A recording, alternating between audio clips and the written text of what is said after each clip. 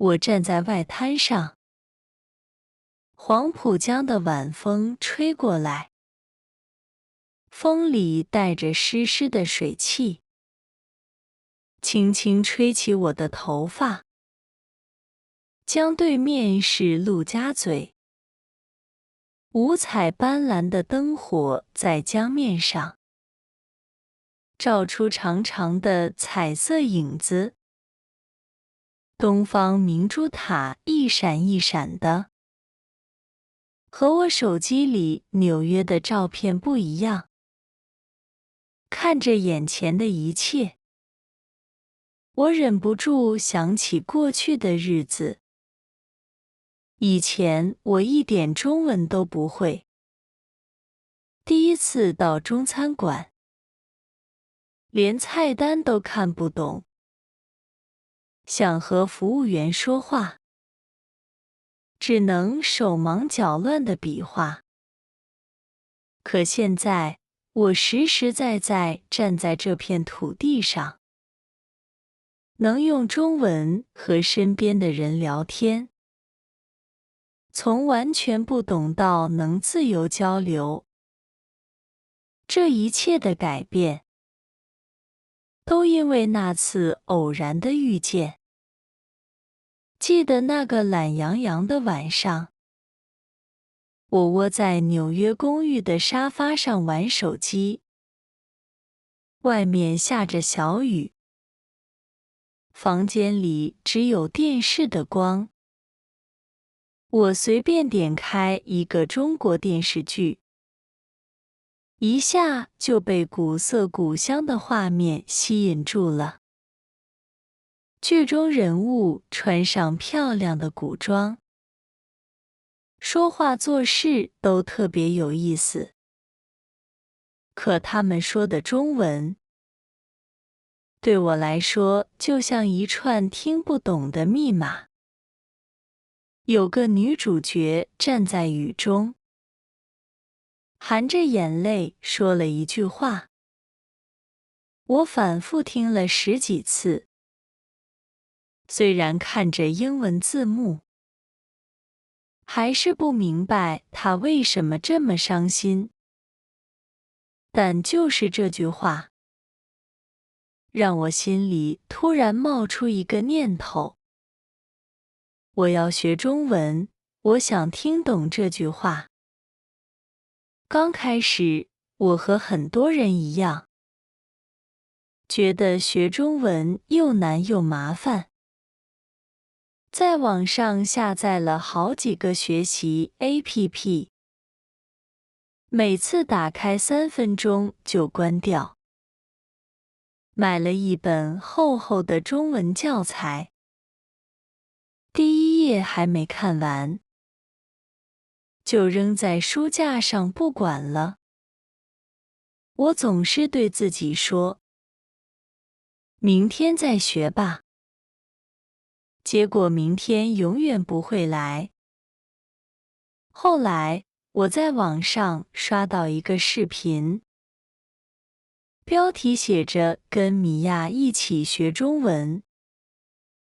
视频里的老师说，学中文不需要一下子很努力，每天5分钟就够了。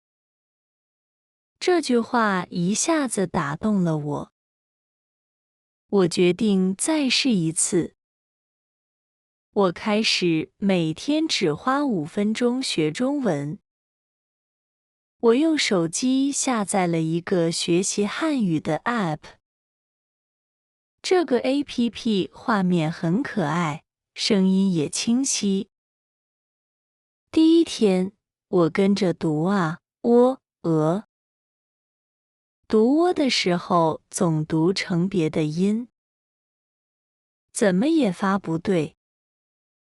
我录下自己的发音，和 APP 里的原声对比，听着自己奇怪的发音，忍不住笑出声。第2天学新的读音，我跟着读了好多遍，尤其读类似破发音的时候，总把握不好嘴唇送气的力度。我找了爸爸妈妈面包这些词练习。在上班坐地铁的时候，我戴着耳机小声读，旁边的人看我，我就假装在听音乐。就这样，每天学一点。1个星期后，我竟然能说出简单的词了。从那以后，我彻底迷上了中文影视剧。刚开始看剧，只能靠着英文字幕帮忙，眼睛一会儿看画面，一会儿看字幕，常常错过演员脸上的小表情。但我告诉自己，一定要坚持。我把喜欢的台词抄在笔记本上，用翻译软件一个词一个词的查。有次看到一句“你为什么不相信我”，我反复研究“为什么”这个词，还记了好几个例句。就这样学了一段时间。我在一个中文学习论坛上，认识了一个中国网友，叫小林。我给他发消息，这句台词到底啥意思啊？还把剧中截图发给他。小林特别耐心，不仅解释了台词的意思，还推荐了好多好看的电视剧给我。他说，《爱情公寓》、《小欢喜》这些现代剧对白特别贴近生活，特别适合练听力和口语。为了学好中文，我给自己制定了详细的学习计划。早上起床后，先听10分钟中文播客。刷牙洗脸的时候，跟着里面的人念简单的句子。晚上回家，看半小时中文电视剧。遇到不懂的词，暂停记下来。周末的时候，我会花1个小时复习这周学的内容。我发现不同的剧就像不同的老师，能教我不一样的东西。看古装剧能学到阁下酒这些文雅的词，看现代剧能学会外卖快这些生活里常用的词。有次和小林视频聊天，我自然地说出刚学的新词诀诀子。他惊讶地说：“你这词用得挺地道啊。”我心里特别有成就感。我还学会了设定小目标，就像视频里说的，每次只学10个词。我把这些词写在便利贴上，贴在书桌、镜子和冰箱上。每天早上吃早餐的时候，看着冰箱上的便利贴读一遍。我用手机下载了记单词 APP， 设定每天10个生词任务。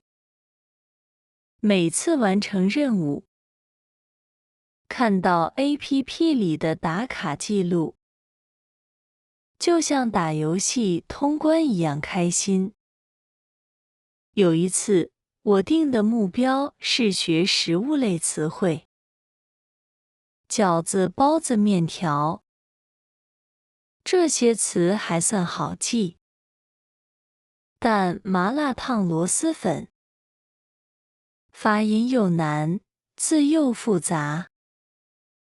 我反复听读音，还在网上找这些食物的图片，边看边记。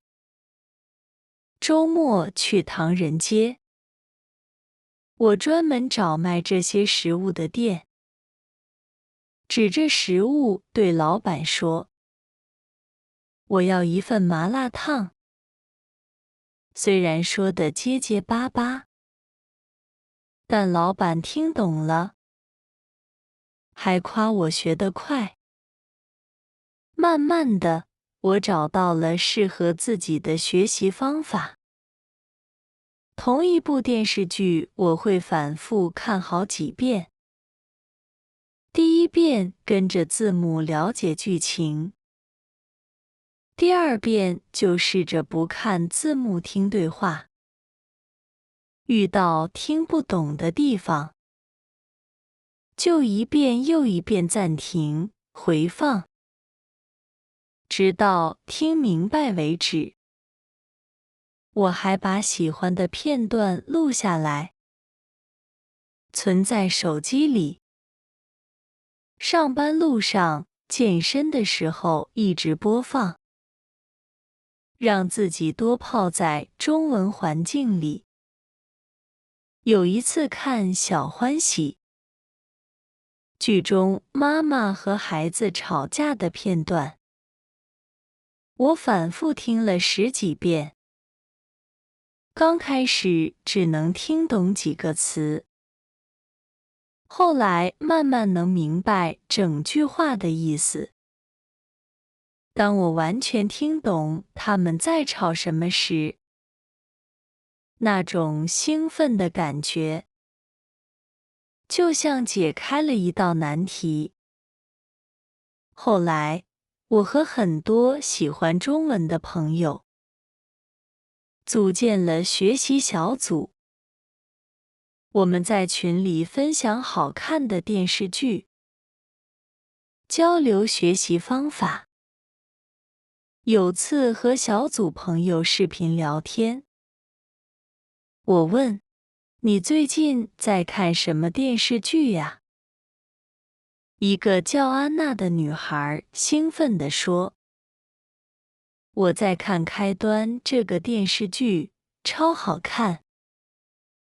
里面有好多地道的表达。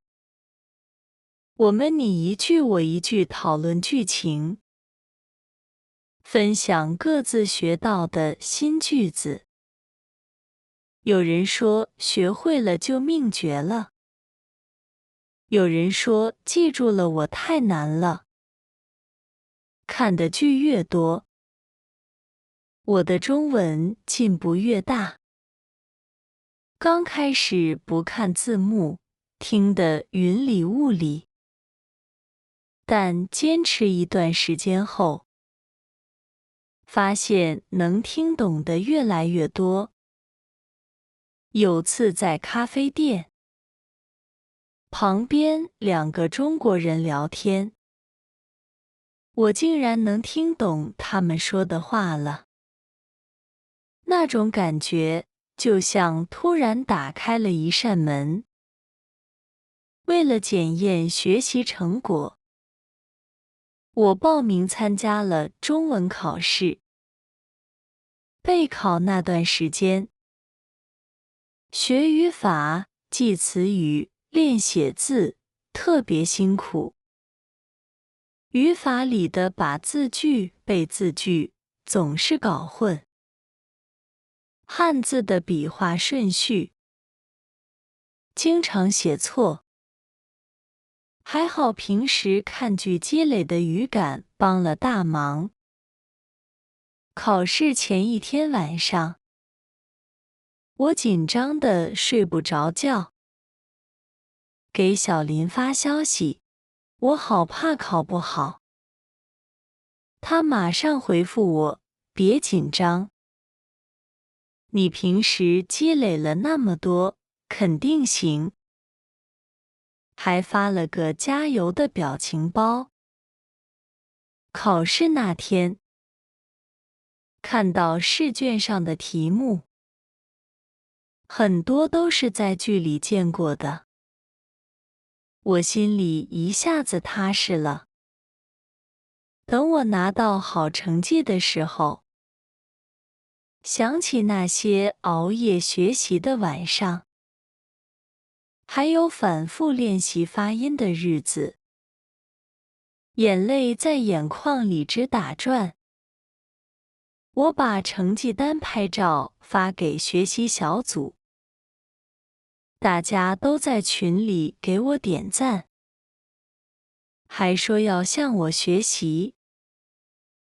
我还把学习和兴趣结合起来，因为喜欢美食，我关注了很多中文美食博主。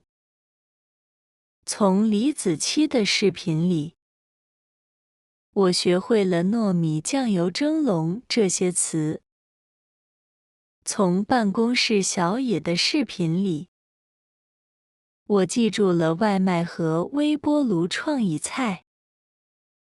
我跟着视频学做菜，一边做一边念叨菜名和步骤。虽然做出来的菜味道一般，但觉得特别有意思。我喜欢追星，就去找喜欢的中国明星的采访视频。为了听懂爱豆说的话，我反复看同一期节目，还把他们说的金句记下来，模仿他们的语气说话。有次在网上看到爱豆的新动态，我竟然能用中文在评论区留言了。我也给自己设了奖励机制，连续学5天中文，就奖励自己吃顿火锅。第一次去火锅店，我用中文点菜，我要麻辣锅底、毛肚，还有肥牛，谢谢。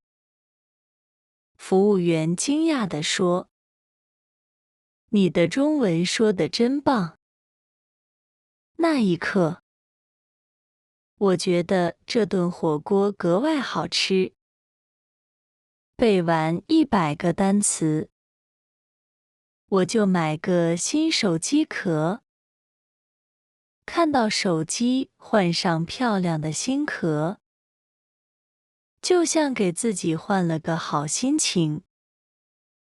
我准备了一个小本子，记录每一次学习后的感受。今天背了10个词，花了8分钟，感觉自己好棒。